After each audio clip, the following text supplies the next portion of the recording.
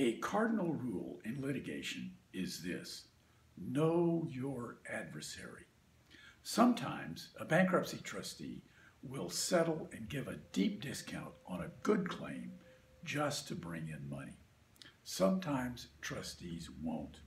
And one of those trustees who won't give up on a good claim is the trustee liquidating the estate of the Ponzi schemer Bernard Madoff.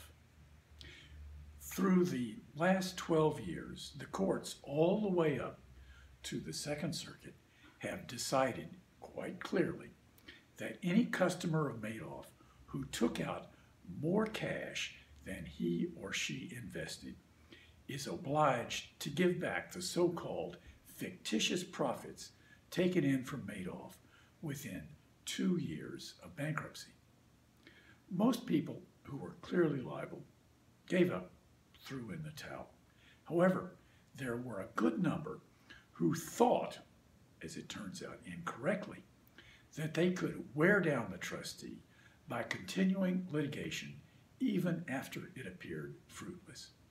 Well, now the chickens have come home to roost, because bankruptcy judge Cecilia Morris, who is now in charge of the remainder of the Madoff case, has imposed prejudgment interest on these so-called net losers at the rate of 4% from the time those lawsuits were filed in 2010, in other words, 10 years ago.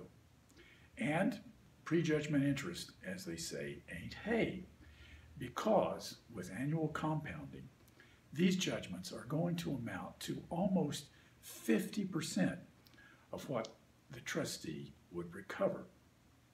In this first case where we had a decision, the principal amount of the judgment is about $2.8 million for recovery of fictitious profits, and with interest compounded on 4% at 10 years, that's going to raise the judgment by about $1.3 million.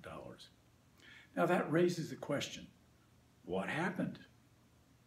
Were these holdouts poorly advised by their lawyers, or did they simply make a bad business judgment based on otherwise good advice from the lawyer? Well, I don't know what was going on behind the scenes, but look at it this way.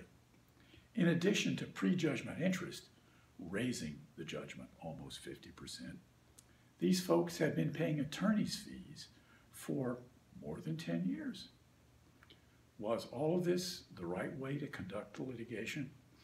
Well, I certainly don't know, but I suppose at the end of the day, there are going to be some of these clients who are sorry that they continued to litigate when the handwriting was on the wall.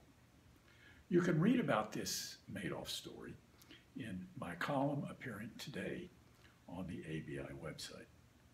I am Bill Rochelle,